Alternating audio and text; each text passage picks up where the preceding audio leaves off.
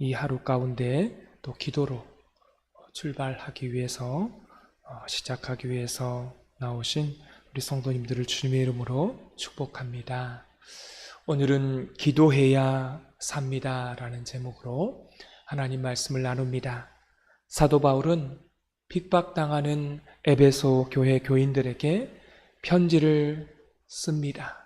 그 편지 안에는 전반부와 후반부가 나누어지는데 전반부는 교리의 내용을 다루고 있습니다.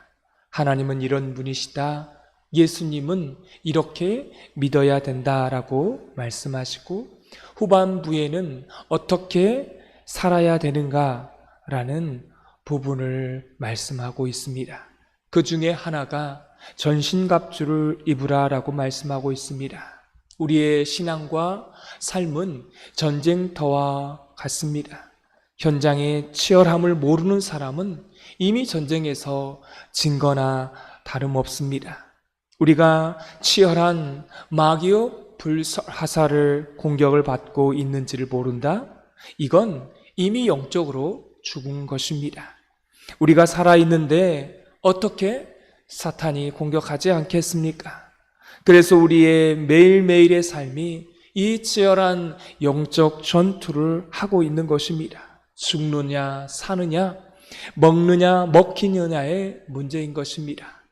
우리의 영토를 성령님께 그 모든 지배권을 맡기느냐, 아니면 사탄에게 나의 지배권을 맡기느냐, 이런 영적인 치열한 싸움을 벌이고 있는 것입니다. 그런데 우리가 전신갑주를 다 입었다고 해서 이 전쟁에서 승리하는 것이 아니랍니다. 세상의 전투에도 완벽한 장비를 갖추고 그렇게 승리하는 것이 많죠. 우리의 믿음의 전투도 마찬가지입니다. 어제 우리가 말씀을 나누었습니다. 진리의 허리띠, 진리가 우리를 자유케 한다라고 말씀합니다. 진리의 허리띠를 매라. 이 진리가 있는 사람은 항상 그래서 자유롭습니다. 그리고 의의 흉배를 매라. 이것은 성도의 심장을 보호하는 것입니다. 흉배를 붙여라. 하나님 앞에 부끄러움이 없어야 한다. 또 복음의 신발을 말씀합니다. 복음의 신발은 복음이 우리를 움직이게 합니다. 또한 복음을 위해서 우리가 움직여야 되는 거죠. 여러분, 교회 안에 있는 모든 활동들, 또한 그 모든 것들이요, 다 복음을 위해서 움직여지는 것입니다. 믿음의 방패는 사탄의 불화살이 날아올 때에 어떤 방패로 막아야 된다고요? 투명 방패로, 믿음의 방패로 막아야 된다고 했습니다. 이 투명 방패, 믿음의 방패를 끝까지 들어야 승리할 수 있습니다. 우리가 구원이라고 하는 투구를 씁니다. 투구는 식별 장치예요. 생명을 보호하는 겁니다. 머리를 보호하는 거죠. 성도를 끝까지 보호하는 것은 바로 구원의 투구입니다. 나는 구원받은 백성이다. 이게 얼마나 성도의 자긍심이며 얼마나 우리를 식별하게 만드는지 모릅니다. 이 고백이 없는 사람은 식별이 안 되는 거예요. 놀라운 것은 교회 안에서만 식별이 됩니다. 장로님, 권사님, 집사님. 그런데 세상에 나가면요, 식별이 안 되는 거죠. 또한 성령의 검, 이것은 곧 말씀이라고 했습니다. 유일한 공격 도구가 말씀입니다. 여러분, 우리가 사탄을 제압하려면 수비 도구도 가지고 있어야 하지만 공격할 수 있는 무기도 가지고 있어야 하는 것입니다. 그래야 마귀로부터 승리를 할 수 있는 것이죠. 예수님께서 마귀의 그 시험을 당할 때에 어떻게 했습니까? 말씀으로 이겼죠. 사람이 떡으로만 살 것이 아니라 하나님의 입에서 나오는 말씀으로 살 것이라 라고 마귀를 제압해 버립니다. 여러분, 그래서 말씀이 그렇게 중요한 것입니다. 근데 오늘 말씀해 보니까 이런 전신갑주를 다 갖춘다고 해서 다 승리하는 것이 아니라는 것입니다. 힘이 있어야 된다는 거예요. 그렇잖아요. 힘이 있어야 돼요. 에너지가 있어야 합니다. 여러분, 아무리 좋은 자동차라 할지라도 앞으로 나갈 수 있으려면 뭐가 있어야 돼요? 기름이 있어야 돼요. 연료가 있어야 됩니다. 아무리 비싼 장비 또 전기 제품이 있지 않습니까? 전기가 공급되어야 그래야 작동이 되는 거잖아요.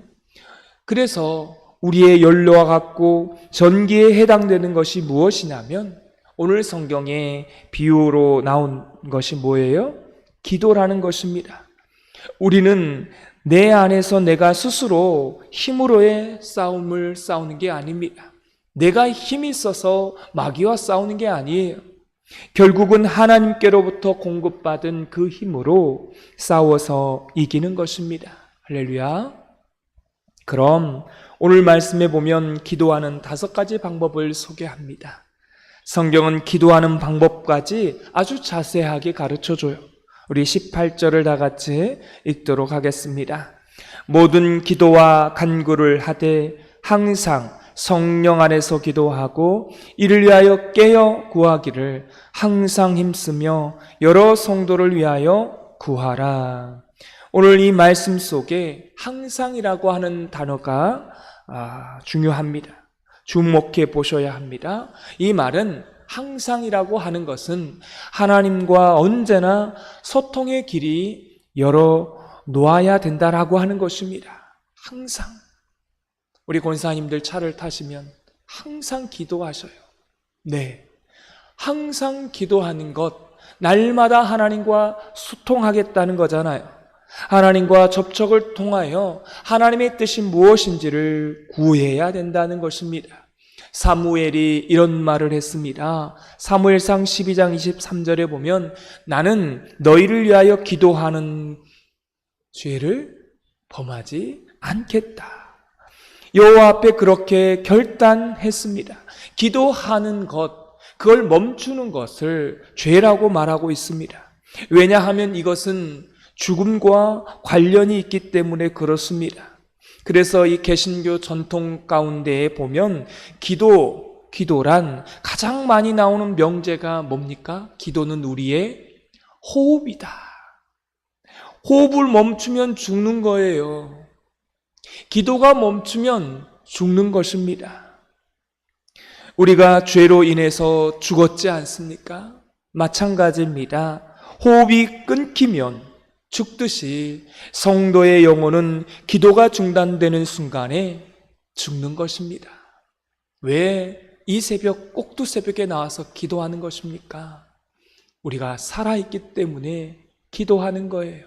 우리가 눈을 뜨면 기도하고 차를 탈 때도 기도하고 어떤 일을 할 때도 가장 먼저 기도하는 것, 내가 살아있는 것이고 호흡이기 때문에 그래서 그렇게 기도하는 것입니다. 이걸 멈추는 순간 우리는 죽는 거예요.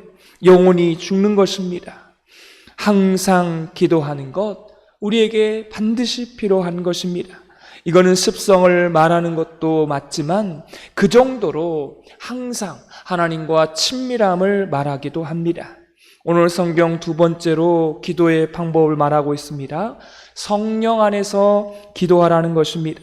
이것은 내 생각으로 기도하는 것이 아닌 거예요.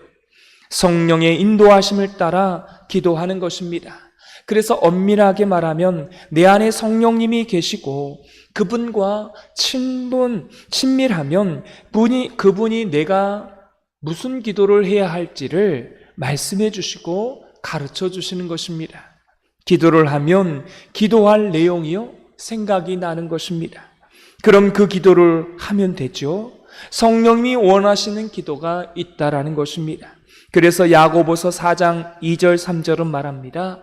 너희는 욕심을 내어도 얻지 못하여 살인하며 시기하여도 능히 취하지 못함으로 다투고 싸우는도다. 너희가 얻지 못함. 우리가 기도해서 얻지 못함은 뭐예요? 구하지 아니하니까 얻지 못하는 것이고, 또 하나는 뭐냐면 정욕으로 쓰려고 잘못 구하면 하나님이 그걸 응답해 주지 않는다라는 것입니다. 우리가 기도한다고 다 그 기도가 응답되는 게 아니에요. 정욕으로 잘못 구하면 하나님이 들어주시지 않는다는 것입니다. 그럼 정욕으로 구하지 않는 방법은 뭘까요? 내 안에 계신 성령님께서 원하시는 기도를 하는 것입니다. 성령님께서 가르쳐 주시는 기도를 하는 거예요. 또한 오늘 성경은 말합니다. 깨어 기도하라. 여러분, 이것은 그냥 눈을 뜨고 24시간 깨어 있으라 이 말이 아니라 형식적인 기도를 말하는 것이 아닙니다. 눈 뜨고 있다고 다 기도하는 겁니까? 여러분, 이 말씀은요, 간절하고 집중하여 기도하라고 하는 뜻입니다. 그래서 이 말씀을 원문으로 보면 기도는 양이 중요한 것이 아니라 질이 중요한 것이다 라고 그렇게 원문에 나와 있습니다. 이것이 깨어 기도한다라고 하는 원문의 의미입니다. 그렇다고 해서 양을 줄이라는 것은 아닙니다. 그 대신 깊이 기도할 수 있도록, 넓게 기도할 수 있도록 하나님께 도와달라고 기도하셔야 합니다. 또한 오늘 성경은 말합니다. 여러 성도를 위하여 구하라. 여러분, 이것은 이기적이며 또한 자기 자신만을 위한 기도가 아니라 어디까지 기도해야 되냐면 중보 기도까지 나아가야 된다는 의미입니다. 그래서 우리의 기도가 나를 넘어서 내 아들, 내 딸, 내 손주를 넘어서 이웃과 민족과 열방을 위해서 기도할 줄 아는 저와 여러분이 되라는 것입니다. 성도 여러분, 오늘 성경은 19절에 이렇게 말합니다. 우리 19절을 다 같이 읽겠습니다. 또 나를 위하여 구할 것은 내게 말씀을 주사 나로 입을 열어 복음의 비밀을 담대히 알리게 하옵소서 할 것이니. 아멘. 사도 바울은 여러분 어떤 사람입니까? 사도 바울은 강력한 사역자예요. 정말 능력이 있는 사역자입니다. 그럼에도 불구하고 가장 가까이인 에베소 교회에게 기도를 부탁하고 있습니다. 사도 바울이 기도 부탁을 이렇게 말하고 있는 거예요. 뭐라고 말하고 있냐면 말씀을 위하여 기도하라. 여러분, 이 말씀을 원문에 보니까 이렇게 나와 있습니다. 하나님, 저 사도 바울을 통하여 나에게 말씀을 주옵소서. 이걸 꼭 기도하라는 것입니다. 그게 여러분의 영의 양식이니까. 사도 바울이 전하는 그 말씀을 위해서 기도하라는 거예요. 여러분, 사도 바울이 귀한 게 아니에요. 제가 이렇게 설교를 하고 말씀을 전하고 있지만 제가 귀한 게 아닙니다. 저를 통해서 말씀되어지는 그 말씀이 중요한 거예요. 사도 바울을 통하여 전달되어지는 말씀이 중요한 것입니다. 그래서 저 사도 바울을 통하여 하나님의 말씀이 저에게 전달되게 하옵소서. 그리고 복음의 비밀을 알게 하옵소서. 저는 설교의 정의를 이렇게 말합니다. 하늘의 언어를 이 땅의 언어로 풀어서 전달하는 것이 설교다라고 말합니다. 신학을 통해서 말씀을 해석해서 여러분에게 전달하는 것입니다. 그래서 오늘 말씀도 마찬가지입니다.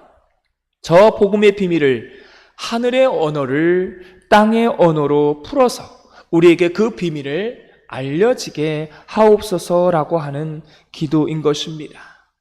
설교란 하늘의 언어를 이 땅의 언어로 풀어서 해석해서 말하는 것입니다. 그리고 오늘 성경은 말합니다. 하나님, 저 사도 바울에게 용기를 주십시오. 용기는 예수님을 믿는 사람에게 모두에게 다 필요한 것입니다. 사랑하는 것도 사실은 용기가 필요해요. 성경에 보면 형제를 사랑하라, 형제를 위해서 환대하라 라고 하는 말씀이 나옵니다. 원문에 보면 이런 뜻이 있습니다. 그냥 미워하는 사람 사랑하고 떡 하나 더 주고 인사 잘하고 사랑한다, 축복한다 이런 말을 해주는 정도가 사랑이라고 생각을 하는데 그게 아니라는 거예요. 원문은 그게 아닙니다. 에베소 교회에서 사도 바울이 형제를 사랑하는 말씀이 하고 있잖아요. 이 의미는 이런 거예요. 기원전 1세기 때는요, 예수님을 믿게 되면 핍박을 받아서 어떻게 됩니까? 핍박을 받아서 죽기도 해요. 근데 실제로 이런 일이 일어났다는 겁니다. 한 그리스도인이 발각이 된 것입니다. 그 당시에는 예수님을 믿는다는 사실이 발각이 되면 처형당하는 거예요. 사자굴에 끌려가는 것입니다. 그래서 처형당하지 않기 위해서 도망갔어요. 멀리 도망갔는데, 그 멀리 도망갔는데 그리스도인 집에, 자기가 아는 친구 그 집에 간 것입니다. 밤에 문을 두드리면서 내가 쫓기고 있다고, 문을 열어달라고. 근데 그걸 열어주는 순간에 그 사람은 어떻게 됩니까? 목숨을 바쳐야 되는 것입니다. 나도 죽어야 되는 거예요. 왜냐하면 발각이 되면 함께 죽는 거거든요. 근데 이 당시에 형제를 사랑하라 라고 하는 말은, 이렇게 이 사람에게 예수님을 믿는다는 것이 발각이 되면 도망올 때 너는 목숨을 걸고 너의 집 문을 열어줘야 한다, 이런 의미였다는 것입니다. 말로만 나는 너를 사랑한다 이런 말하는 것이 아니라 성경에 있는 사랑한다는 의미가 아니라는 거예요. 진짜로 어때요? 내가 나의 목숨까지 내어놓으면서까지 사랑한다, 이것이 진짜 사랑이었던 것입니다. 여러분, 이게 얼마나 치열한 영적인 전쟁의 현장입니까? 문을 열어주게 되면, 발각이 되면 나도 죽고 내 가족도 함께 죽는다는 거예요. 그럼에도 불구하고 문을 열어줘라, 이게 사도 바울의 고백이었던 것입니다.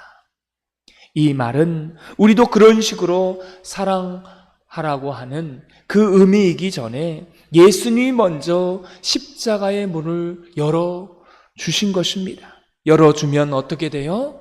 본인도 죽는데 우리에게 들어오라고. 그리고 그분은 정말 십자가에서 죽으셨습니다. 여러분, 이런 고백이요, 말씀들이 성경에 나와 있는 것입니다. 이걸 통해서 사도 바울은 힘을 얻어서 에베소 교인들의 그 중보 기도를 받고 사역을 잘 마무리하게 된 것입니다. 이게 기도라고 하는 것입니다.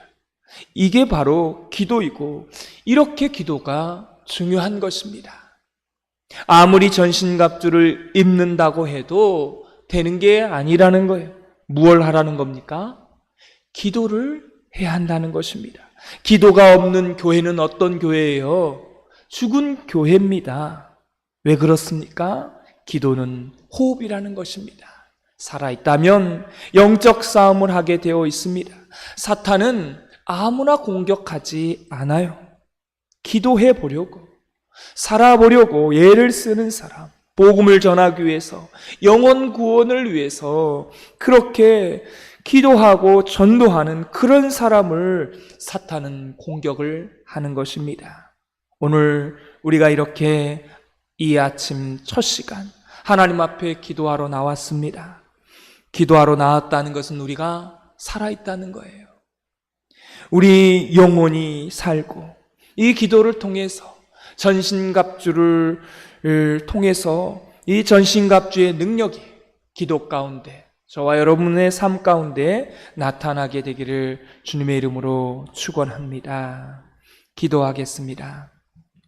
하나님 아버지, 이 세상은, 또한 우리가 사는 우리의 삶은 영적 전쟁터입니다. 사는가 죽는가, 내가 먹히는가 먹이는가. 하나님, 이러한 영적 치열한 삶 가운데에서 우리가 승리할 수 있는 것은 전신갑주를 입을 뿐만 아니라 기도함을 통해서 승리하게 되는 줄 믿습니다.